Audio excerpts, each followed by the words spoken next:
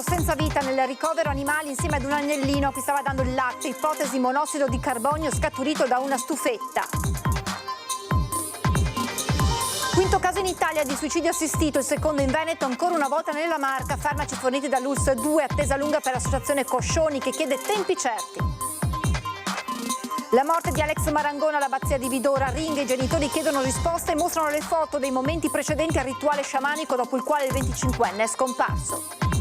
Parla la titolare della tabaccheria di Pievon di Oderzo, rapinata da 4 uomini armati di mitra, fuggiti con l'incasso della giornata, esperienza scioccante, dice che non auguro a nessuno. L'omicidio a Conegliano di Margherita Ceschin, sarà estradato da Santo Domingo Joel Lorenzo, l'ultimo componente della banda criminale che avrebbe ucciso la 72enne nella sua abitazione. Elezioni regionali con le tensioni sempre più marcate all'interno del centrodestra. No alla corsa solitaria della Lega, dicono gli spettatori di Ring. A focus lite tra esponenti del Carroccio e Meloniani. Striscioni, sit-in, anche una raccolta firme che ha superato le 2500 sottoscrizioni. Monta la protesta di studenti, famiglie e insegnanti dell'alberghiero di Pieve del Grappa a rischio chiusura.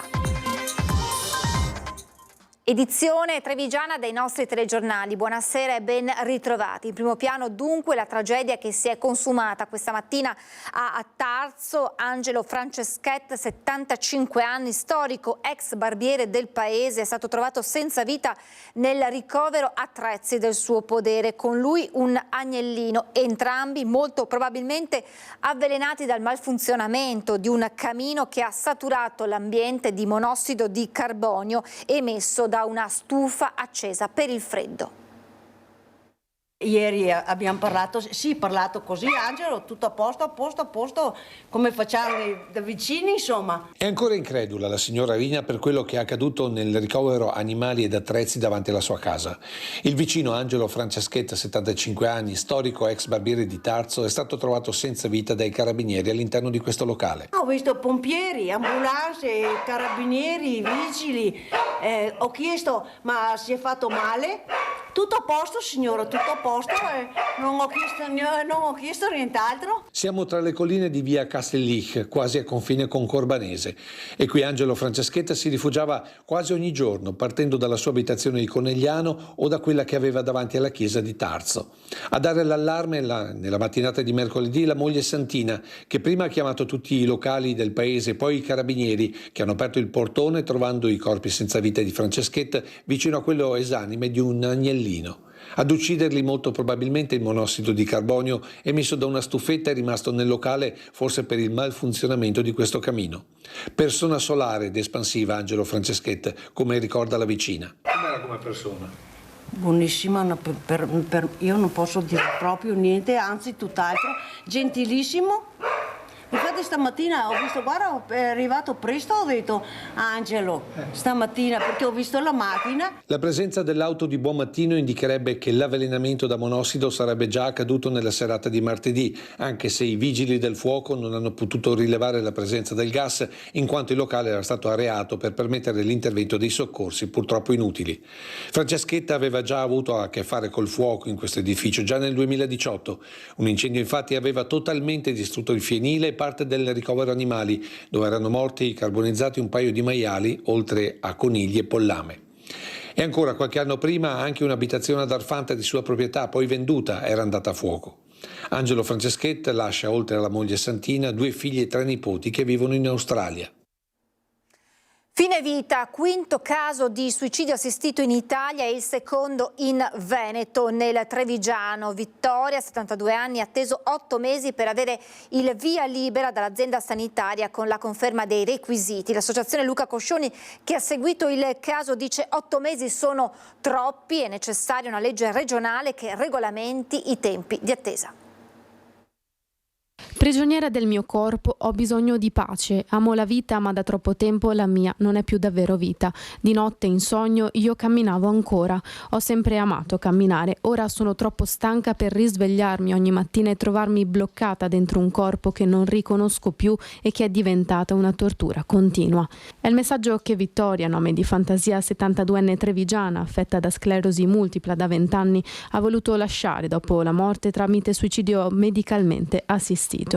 Era una donna che attendeva quella risposta, appeso per 8 mesi, a seguito della richiesta che ha fatto all'azienda sanitaria, e proprio nel momento in cui ci ha dato mandato anche per procedere per via giudiziaria e c'era la prima udienza a dicembre, l'azienda sanitaria ha risposto riconoscendo tutti i requisiti, quindi la sussistenza delle condizioni previste dalla Corte Costituzionale con la sentenza Cappato. Il caso di Vittoria è il quinto in Italia, il secondo in Veneto. È la seconda volta che l'ULSS-2, marca trevigiana, dopo il caso di Gloria nel 2023, ha fornito tutto il necessario per l'autosomministrazione del farmaco, ma non ha individuato dei medici che su base volontaria assistessero Vittoria nella procedura. Aiutata quindi da Mario Riccio, medico anestesista, consigliere generale dell'associazione Luca Coscioni. 8 mesi per una persona in quelle condizioni che reputa intollerabile la propria sofferenza sono tantissimi, diventano una tortura. È importante evidenziare che una normativa regionale interverrebbe affinché non ci siano 8 mesi di attesa. Dall'ULSS-2 solo poche righe dopo la morte di Vittoria. Per massimo rispetto della famiglia a cui l'azienda è vicina ed esprime le più sentite condoglianze, non saranno divulgate informazioni in relazione al caso, che ha seguito l'iter procedurale previsto dalla Corte Costituzionale. Dall'associazione Luca Coscioni, dopo il caso, la richiesta di una legge nazionale che fornisca tempi certi a chi vive nella sofferenza. Presto una legge nazionale che vada a eliminare anche le discriminazioni che sono rimaste in questo momento. Immaginiamo i malati che hanno tutte le condizioni ma non possono autosomministrarsi quel farmaco, rimangono prigionieri, appunto come scriveva Vittoria, con la sua famiglia che gli è stata vicino fino all'ultimo momento. La morte di Alex Marangon, il 25enne di Marcon, ritrovato senza vita nel Piave dopo un rito sciamanico nell'abbazia di Vidor. Ospiti a Ring i genitori chiedono risposte e mostrano le foto dell'interno dell'abbazia quando stava per svolgersi il rituale da cui tutto sarebbe poi scaturito. Non è possibile che dopo quasi 7 mesi, quasi 7 mesi non ci siano risposte. La mancanza di risposte, l'esito degli esami tossicologici che ancora non c'è. Ospiti di Ferdinando Abarino a Ring, Sabrina Bossere, Luca Marangon, genitori di Alex, il 25enne che ha perso la vita a fine giugno all'abbazia di Vidor, chiedono di sapere come è morto loro figlio. Non siamo riusciti a parlare con investigatori e procura, un'attesa estenuante, dicono, come estenuante è la ricerca della verità. I Marangon ripercorrono quei giorni, la scomparsa di Alex, le ricerche, le indagini.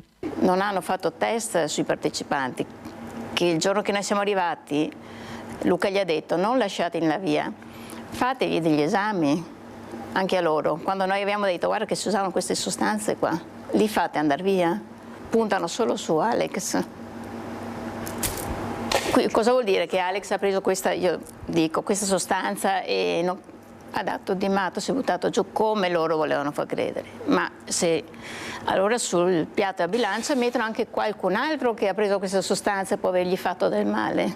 Mostrano la foto dell'interno dell'abbazia in cui stava per svolgersi il rito sciamanico. Vorrei capire dove sono finiti tutti quei secchi, tutte quelle bottiglie, tutte quelle cose che hanno usato. Io vorrei capire se chi ha investigato li ha trovati, perché se le trovavano tutte quelle bottiglie, tutti quei secchi, trovavano anche tutte le prove. Erano 4-5 persone quindi al massimo. sono rimasti a tutti cercarlo, non a gruppi o tutti, intende dire. Mamma e papà ne sono convinti, nessun suicidio, qualcuno la morte di Alex l'avrebbe provocata per poi coprire tutto. Hanno proprio fatto una bella messa in scena, con proprietario seduto sul divano, con il figlio che correva in bicicletta e un momento va sopra il materassino. Il medico dell'obitorio si è sbilanzato quando siamo andati a riconoscere il corpo e ci ha detto che assolutamente non era un corpo che è stato 3 giorni in acqua. Quindi vuol dire che è stato deposto dopo. 7 mesi senza risposte per non far emergere, dicono Luca e Sabrina, verità scomode. Secondo me c'è gente importante che si vuole proteggere. Gente importante, non erano ragazzi, lui era l'unico ragazzo lì. Vabbè, io so che cioè noi tutti adulti e anche di una certa posizione. Esatto. Esatto. Chi partecipava Io dico parlate, perché comunque non venite indagati. Aiutateci a arrivare alla verità. Aiutateci.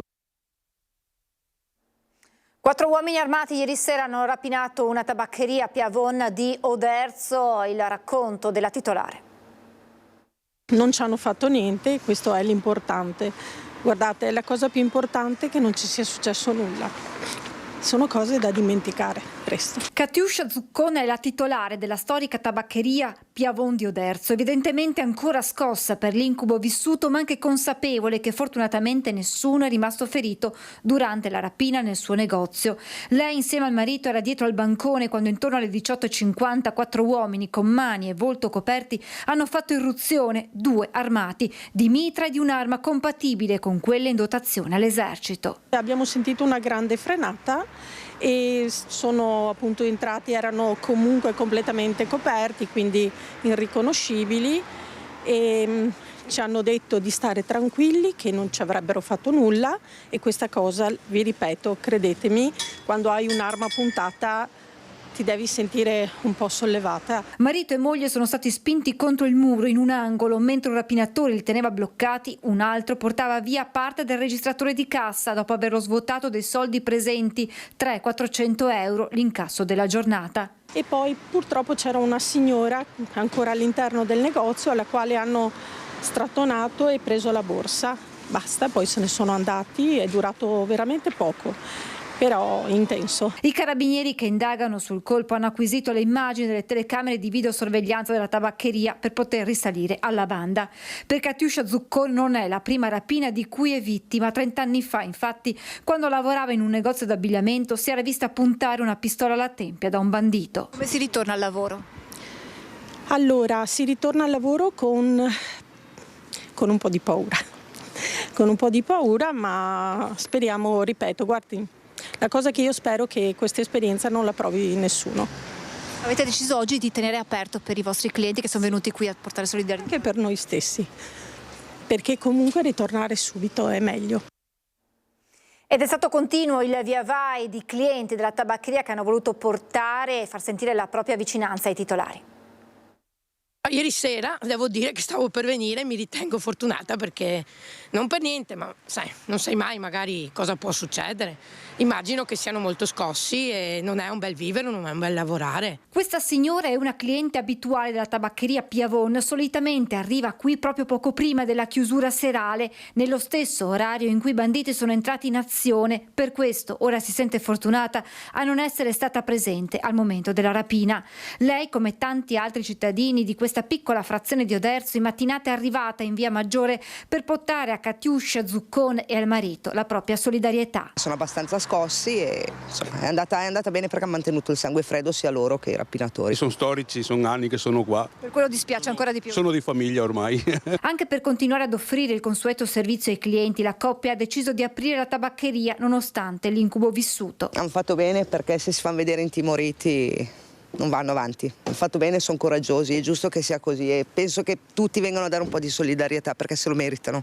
Brave persone meritano di lavorare, non meritavano questo assolutamente. Quanto accaduto ha lasciato un segno non solo nei titolari ma anche nei cittadini di Piavon sconvolti per le modalità d'azione dei rapinatori. In questi periodi qua duri così, trovarsi qui nei piccoli paesi con queste situazioni non è facile. In un paesino piccolo e quello ha lasciato tutti un attimino basiti perché non è una cosa da niente, insomma, c'è da avere paura a questo punto perché non so qua cosa può succedere, non so a cosa andiamo incontro a questo punto. Siamo un po' così sul preoccupato perché ieri qui in tabaccheria, poco prima di Natale, dal supermercato c'è stato un altro furto, quindi insomma c'è una serie di furti proprio anche mentre c'è la gente in giro e questo fa preoccupare. Mi sembra un Far West, bisogna che tutti quanti inizino a prendere un po' le redini di questa situazione, perché se ci sono così tanti furti vuol dire che c'è un malessere.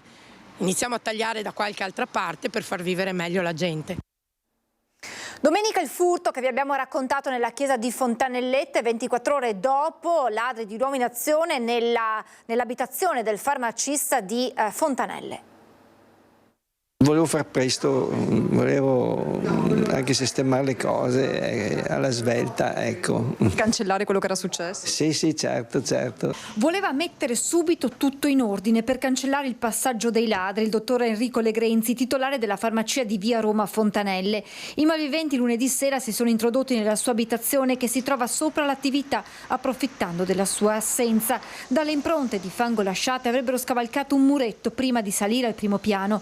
Da come è agito non sembrerebbe trattarsi di una banda specializzata, indicativo il fatto che abbiano scelto per entrare una porta in ferro anziché una in vetro, proprio accanto, più facile da forzare. E loro hanno cercato di disperdersi in tutti gli angoli, guardando sui libri, guardando se c'erano casseforti dietro a un quadro. Adesso sto mettendo a posto, ma mi avevano messo in disordine. Non erano professionisti sicuramente? Non credo, proprio perché sono andati a scegliere il modo più difficile per entrare. Un'azione, la loro, che non è certo passata inosservata tra i vicini del dottor Legrenzi.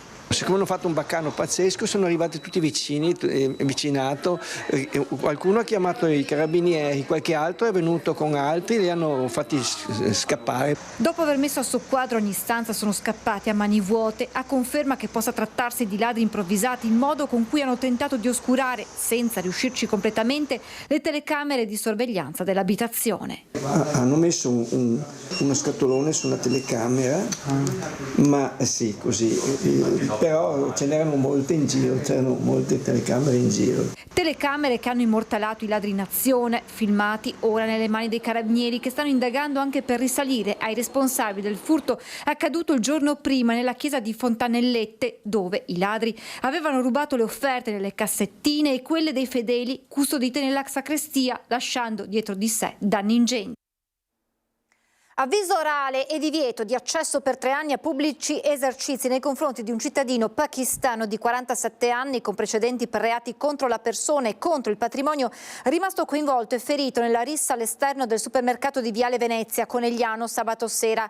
A dicembre il 47enne era stato sorpreso palesemente ubriaco e intento a litigare animatamente con un altro cittadino straniero nelle immediate adiacenze del bar della stazione ferroviaria di Conegliano. Alla vista degli operatori della polizia ferroviaria, prima li aveva insultati, poi presi a spinte per guadagnarsi la fuga. Immediatamente bloccato, era stato identificato e denunciato per resistenza e oltraggio a pubblico ufficiale, oltre ad essere sanzionato in via amministrativa per ubriachezza molesta. Siamo alla politica con le elezioni regionali e con le tensioni sempre più forti all'interno del centrodestra. Sono particolarmente soddisfatto del risultato, che non mi stupisce, perché io in qualsiasi contesto mi trovi a discutere anche di questo tema, io sento solo veneti che mi dicono: non dovete dividervi, state assieme. Soddisfatto, ma non certo sorpreso, il senatore Luca De Carlo, coordinatore di Fratelli d'Italia in Veneto, dall'esito del sondaggio presentato a Ring, nel quale si chiedeva ai telespettatori di esprimersi sulla possibilità di una corsa in solitaria della Lega alle prossime elezioni regionali. Il 66,2% ha votato no all'ipotesi, che sta prendendo piede nelle ultime settimane, contro un 33,8% che si è invece detto favorevole. Il segnale di un vento che sta cambiando, un messaggio certo rivolto al Carroccio e destinato ad infuocare un clima nella coalizione di centrodestra non così pacifico. Tensioni emerse anche nel salotto di Focus tra Alessandro Manera, vice sindaco di Treviso, esponente della Lega da una parte, e il consigliere regionale di Fratelli d'Italia Gio Formaggio dall'altra, ospiti del direttore Luigi Bacialli. Mi sembra che avete più paura voi che noi corriamo da soli, perché se noi che siamo così scarsi, se i cittadini veneti vogliono Fratelli d'Italia, faremo delle primarie alle urne e se vincete siete più bravi, mi sa che magari, sai, un po' di pauretta l'avete, ma se non avevate Vannacci alle europee, stasi di casa tutti. Ma la tensione non si placa nemmeno quando si discute di terzo mandato, con un confronto alquanto acceso questa volta tra Formaggio e il segretario provinciale della Lega di Treviso, Dimitri Coin. Io lo trovo una discussione stucchevole, non dovrebbe neanche esserci il limite dei mandati. Bisognerebbe togliere anche, che il Consiglio regionale avesse anche la forza di togliere il limite per gli assessori. Avete messo ma aspetta, ma posso esprimere un concetto indipendentemente da chi l'ha messo. Io non sto facendo il tifoso. Io non sto facendo. Nonostante da entrambe le parti si continui ad invocare un centrodestra unito alle urne, le distanze tra Lega e Fratelli d'Italia su terzo mandato e soprattutto sul nome del candidato da presentare alla presidenza sembrano aumentare sempre più. Il cammino che porterà al voto, insomma, sembra segnato da un dialogo tutt'altro che facile. Non mi piace vedere il centrodestra litigare, che credo sia un sentimento comune. Delitto di Margherita Ceschin, sarà estradato da Santo Domingo Joel Lorenzo, 25 anni, l'ultimo componente della banda criminale che avrebbe ucciso la 72enne nella sua abitazione. Joel Lorenzo, 25 anni, dominicano, dopo il delitto di Margherita Ceschin, era fuggito prima in Spagna, poi aveva raggiunto il suo paese d'origine, Santo Domingo. I carabinieri avevano spiccato nei suoi confronti un ordine di cattura internazionale. Nell'ottobre scorso era stato individuato ed arrestato. L'uomo, durante la latitanza, si era sempre spostato da un posto ad un altro ad incastrarlo, una delle sue numerose telefonate effettuate ad amici e familiari, ed è stata proprio mettendo sotto controllo l'utenza della mamma che il servizio di cooperazione internazionale di polizia è arrivata ad individuarlo. Ora è stata concessa l'estradizione ed il giovane tornerà in Italia per essere processato. Si tratta dell'ultimo componente della banda criminale che avrebbe ucciso la 72enne nella sua abitazione il 23 giugno 2023 a Conegliano. Il 25enne arriverà a Roma fra una decina di giorni. Da qui il pubblico ministero Michele Permunian e i carabinieri lo porteranno in carcere a Treviso. Secondo le indagini lui sarebbe stato il palo della banda, ma la procura ha già predisposto ulteriori accertamenti per verificare se effettivamente il 25enne fosse rimasto fuori dall'abitazione della vittima. Dopo la cattura di Joel si è chiuso il cerchio sui presunti responsabili di questo grave fatto di sangue.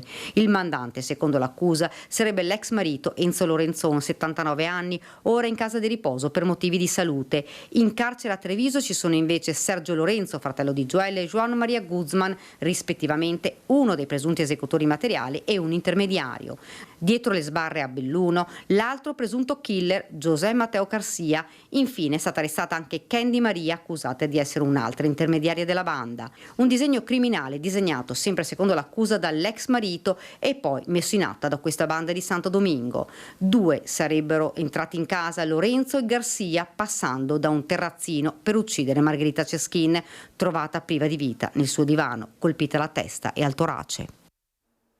Uccisa la moglie malata e costretta a letto, a coltellate, è iniziato il processo al marito della vittima, Sergio De Zen.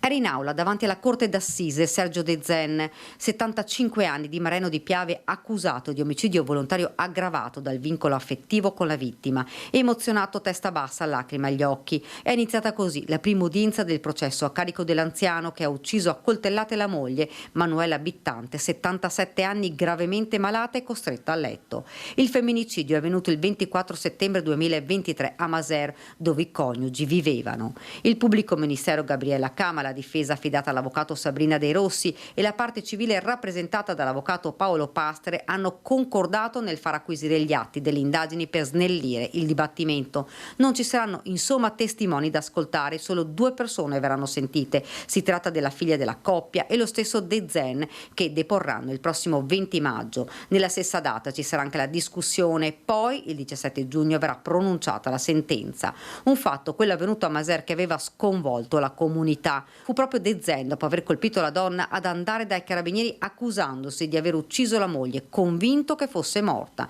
Ma quando arrivò il SUEME sul posto, la 77enne era in gravissime condizioni, portata in ospedale, morì il mattino seguente.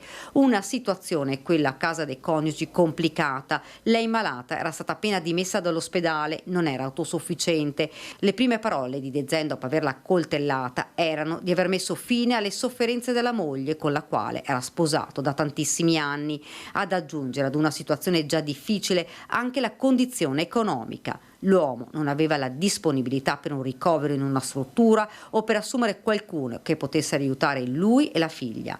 Non vedeva più via di uscita, non aveva più speranze. Questo l'avrebbe portato alla tragica decisione. Tragedia di Trevignano, la procura intende far piena luce sul gravissimo incidente stradale nel quale ha perso la vita Marica Visentin di Paese, disposta la perizia cinematica. Sarà una perizia cinematica, un accertamento tecnico non ripetibile a ricostruire l'esatta dinamica del tragico incidente stradale costato la vita a Marica Visentin, 49 anni, a disporla la Procura di Treviso. Solo così si potranno accertare le responsabilità. Per il momento risultano accusati di omicidio stradale solo a titolo di garanzia l'autista del furgone, un 29enne di Treviso che proveniva da via Madonnette e che ha scavalcato l'incrocio, e l'automobilista, una donna ucraina di 37 anni residente a Montebelluna, che arrivava invece da via Roma ed ha colpito violentemente il van sulla fiancata. Marica è morta travolta dal Ducato che nell'impatto con la vettura ha fatto un testacoda travolgendola sotto gli occhi della figlia di 10 anni. La donna era arrivata in via Madonnette per aiutare la madre 85enne che era rimasta in panne. Insieme mamma, figlia e nipote stavano aspettando il carro attrezzi quando il furgone è piombato su lei. Tutti i mezzi sono stati posti sotto sequestro, mentre non è escluso che possa essere richiesto anche l'esame dei cellulari dei 2 indagati. Alle operazioni peritali parteciperà quale consulente tecnico per la parte offesa anche l'ingegner Mario Piacenti, messo a disposizione dello studio 3A, cui si sono affidati per essere assistiti i congiunti di Marica Visentin, che si faranno anche rappresentare dall'avvocato Andrea Piccoli. I funerali di Marica si svolgeranno sabato 11 gennaio alle 10 nella chiesa di Porcellengo. Nascondeva soldi nei pannolini della nipote e cocaina nei porta a sorpresa degli ovetti di cioccolata. Scoperto e denunciato uno spacciatore albanese in un'operazione della Guardia di Finanza di Pordenone insieme all'unità cinofila delle Fiamme Gialle di Treviso. Un cittadino albanese privo di regolare permesso di soggiorno è stato denunciato dalla Guardia di Finanza di Pordenone dopo che è stato trovato in possesso di 10 grammi di cocaina e circa 22.000 euro in contanti. L'uomo era stato fermato dalle Fiamme Gialle di Pordenone ad un posto di blocco. A seguito di un controllo dell'auto dove si trovava a bordo l'uomo, dietro una bocchetta dell'aria è stato trovato un portasorpresa di ovetti di cioccolato con all'interno 7 dosi di cocaina per un totale di 10 grammi. Lo spacciatore è stato anche trovato in possesso di oltre 2.000 euro di banconote di piccolo taglio. La Guardia di Finanza di Pordenone, assieme ad un'unità cinofila trevigiana, hanno proceduto a perquisire l'abitazione dell'uomo in provincia di Treviso. All'interno della casa sono stati scoperti circa 20.000 euro avvolti in 4 pannolini che erano stati gettati nel cestino del bagno. Dopo il sequestro della droga e del denaro, l'uomo è stato denunciato per spaccio di sostanze stupefacenti e per ingresso e soggiorno illegale nel territorio dello Stato. Ci fermiamo per la pubblicità, tra poco.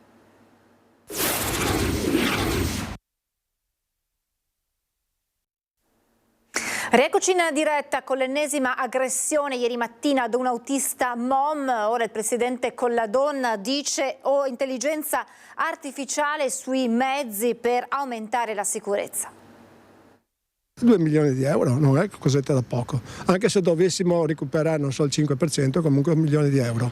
Questo è uno dei progetti, ma ce ne sono molti altri che stanno sviluppando e stiamo sviluppando anche all'interno della nostra società, soprattutto su progetti importanti tipo l'evasione per esempio, ma anche su tantissimi altri progetti. Cioè l'intelligenza artificiale all'interno delle aziende aiuta tantissimo. Intelligenza artificiale per diminuire o azzerare l'evasione in MOM, azienda che fattura 50 milioni di euro l'anno, ma non solo. In campo progetti per l'utilizzo dell'IA anche per aumentare la sicurezza e prevenire o tenere sotto controllo episodi di violenza all'interno dei bus.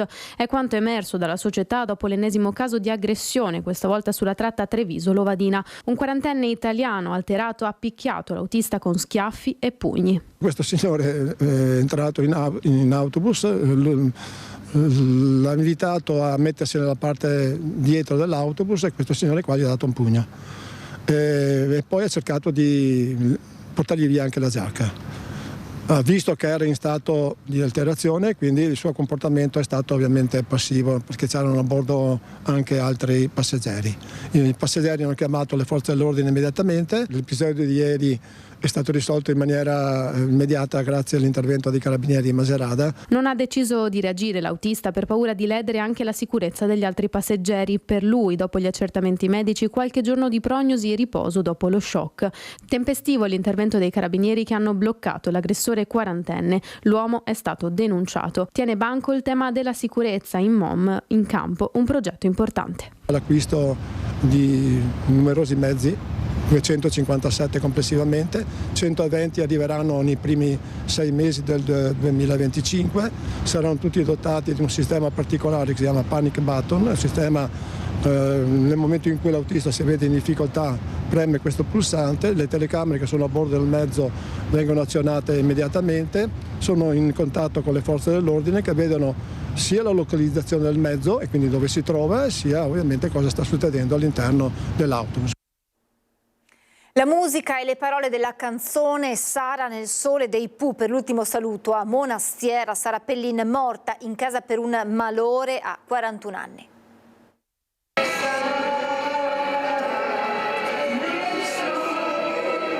La voce di Roby Facchinetti che canta Sara nel sole, gli amici che scandiscono le parole fuori dalla chiesa al termine della cerimonia tra dolore e sbigottimento per una morte improvvisa e prematura.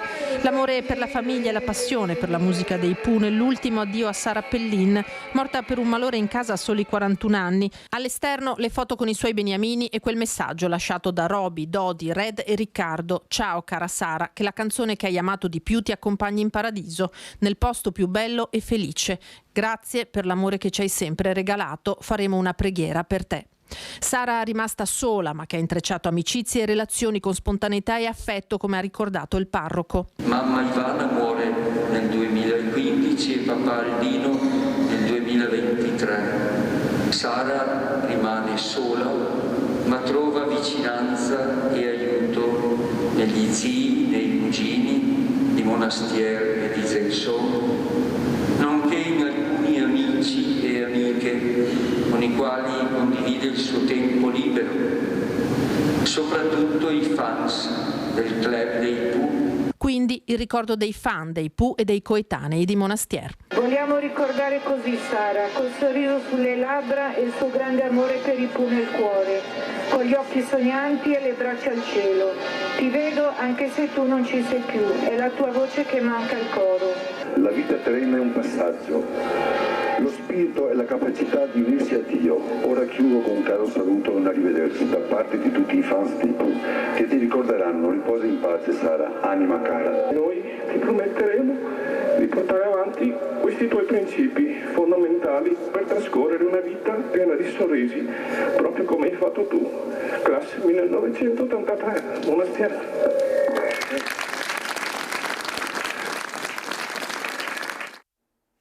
Levata di scudi di genitori, studenti e insegnanti del Maffioli di Pieve del Grappa per non far chiudere la scuola. Noi da qui non ci muoviamo, è un appello più che mai accorato quello che genitori, insegnanti, studenti e studentesse dell'Istituto Alberghiero Maffioli di Pieve del Grappa lanciano ancora una volta alle istituzioni, alla politica. Non chiudete questa scuola, chiedono con tutto il fiato che hanno e usano i mezzi che possono, compresa una raccolta firme sia online che cartacea, che in una manciata di giorni ha superato ampiamente quota 2500. Le 1900 firme si aggiungono alle 600 ed oltre firme cartacee che abbiamo ricevuto andando a suonare i campanelli, a bussare alle porte di attività commerciali, ristoranti, bar, pizzerie, alberghi, e tutti ci hanno risposto positivamente, tutti hanno voluto dire il loro no alla chiusura all'Istituto Maffioli nella sede di Pieve del Grappa. Intanto i genitori hanno inviato una PEC agli amministratori della fascia pedemontana da Colceresa a Valdobbiadene per chiedere il loro supporto nel salvare la scuola. Nei prossimi giorni vorremmo istituire un tavolo tecnico dove verranno convocati ufficialmente tutti i sindaci e gli assessori all'istruzione dei vari comuni per prendere una decisione che sia insieme. Non siamo numeri, siamo studenti e famiglie, questo è il messaggio che volete lanciare, voi siete di Quinta, quindi avete vissuto per 5 anni questa scuola.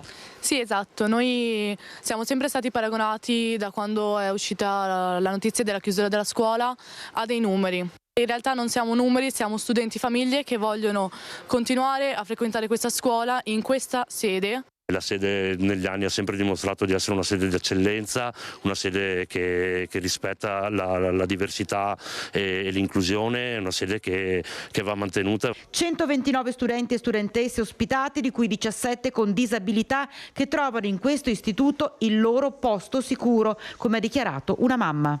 Mio figlio frequenta la quarta, è la testimonianza di come questa scuola, questo istituto dà delle possibilità ai ragazzi con difficoltà. Mio figlio viene a scuola in corriera da solo.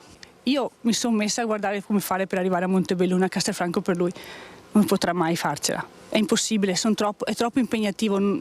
Invece qua lui ce la fa, lui può essere come gli altri, lui si sente come gli altri, perché questa è la scuola dell'inclusione. Siamo alle notizie da Belluno e provincia.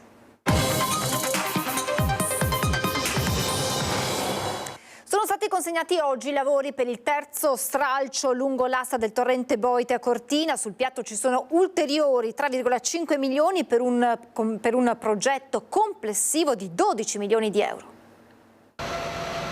L'attesa è finita e entro la fine dell'anno, salvo imprevisti legati alle condizioni meteo, i lavori di consolidamento dell'asta del torrente Boite a Cortina potranno dirsi completati. Oggi la consegna del terzo stralcio delle opere. Si tratta di circa 3 milioni e mezzo di euro di investimenti che vanno a sommarsi agli investimenti già realizzati sempre sul Boite e sempre in territorio di Cortina d'Ampezzo nel primo e secondo stralcio e che portano gli investimenti totali a circa 12 milioni di euro. L'intervento riguarda la zona a monte del Ponte Corona e del Ponte Chiesa, a prosecuzione dei lavori di sistemazione delle sponde destra e sinistra già realizzati. Con l'occasione verranno innalzati gli argini di circa 50 centimetri, verrà abbassato il fondo dell'alveo di circa 1 metro per consentire il transito in sicurezza di una piena centenaria e verranno integrati negli argini che verranno appunto realizzati dalla Regione anche le spallette del nuovo ponte di cui si occuperà poi dopo il Comune di Cortina. Il Comune si occuperà degli spostamenti provvisori e definitivi dei sottoservizi che incidono sulle aree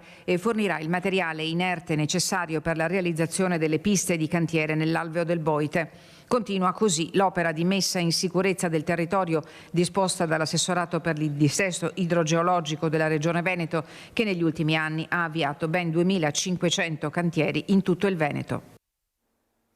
Ultimato l'intervento di recupero dell'ex distretto sanitario di Longarone da parte del Parco Nazionale Dolomiti Bellunesi, edifici che ospiteranno la nuova sede del Nucleo Carabinieri Parco, attualmente a Termine di Cadore, e un punto informativo sul parco stesso. Il costo totale dell'intervento ammonta a 1.300.000 euro ed è stato possibile grazie ad un finanziamento del Ministero dell'Ambiente. La presentazione al pubblico è prevista per sabato prossimo alle ore 11 in via Arduino Polla 2. I saldi invernali rappresentano un appuntamento irrinunciabile, positive le prime indicazioni da Belluno. Dopo il Natale sono la seconda grande occasione per i commercianti di fare affari, a volte per far quadrare i conti, a volte per svuotare i magazzini, a volte per fare quei guadagni senza i quali altrimenti l'intero anno sarebbe in negativo. Stiamo parlando dei saldi iniziati sabato scorso. I bellunesi spendono come l'anno scorso, c'è un problema di inflazione, anche se c'è una crescita magari di stipendi o roba, ma l'inflazione se l'è mangiata, perciò con molta attenzione. Quello che è interessante, io l'ho detto più volte, che molti si sono spostati dall'online alle vendite esperienziali nel negozio. Le tripla E, ecologia, economia e etica. L'online non ce l'ha. Corretta la difesa dei negozi, senza i quali i centri città non piacerebbero più a nessuno, a cominciare da quei turisti che per fortuna non sono mancati. I saldi saranno come l'anno scorso, sicuramente. In più ci sono tutti i turisti e guardate che in questo periodo di feste veramente abbiamo fatto il pieno in provincia e questi qualcosa compreranno. L'impegno era stato dichiarato e a distanza di pochi mesi Dolomiti Bus ha ridotto il limite precedente di 2 ore per effettuare la prenotazione della corsa del servizio di trasporto pubblico a chiamata. A partire da oggi sarà possibile prenotare fino ad un'ora prima della corsa tramite app o attraverso il numero unico 0437 94 1237. Questo aggiornamento, spiega il presidente dell'azienda Biasiotto, è frutto dell'ascolto delle necessità degli utenti per rispondere a chi vive e lavora nel nostro territorio. Restano ad ogni buon conto i pesanti disagi denunciati dai cittadini che contavano sul ritorno delle usuali corse degli autobus cittadini cancellate dallo scorso giugno con orari cadenzati.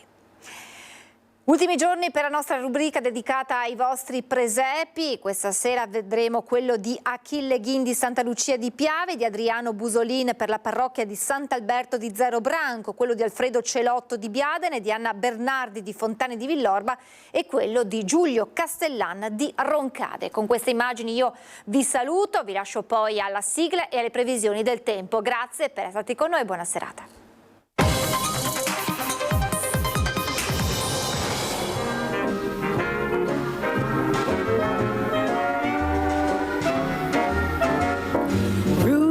The red-nosed reindeer had a very shiny nose, and if you ever saw it, you would even say it glows.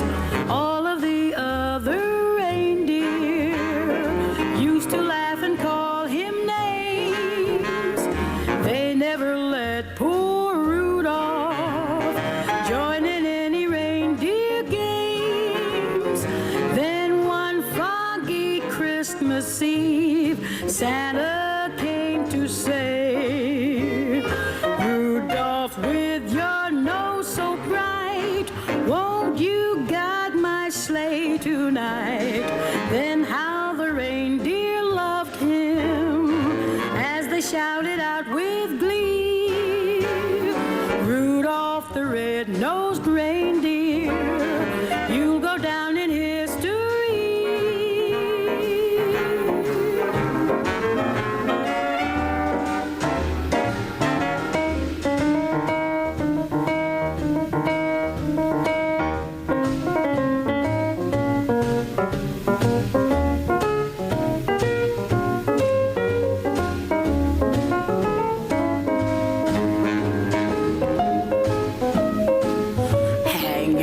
Down, Rudy. Hang your nose and cry. You know Dasher and Prancer and Vixen, but what do you know about Rudolph and his nose? Rudolph the red-nosed reindeer had a very shiny nose, and if you ever saw it, you would even say it glows. Then one foggy Christmas Eve, Santa came to say,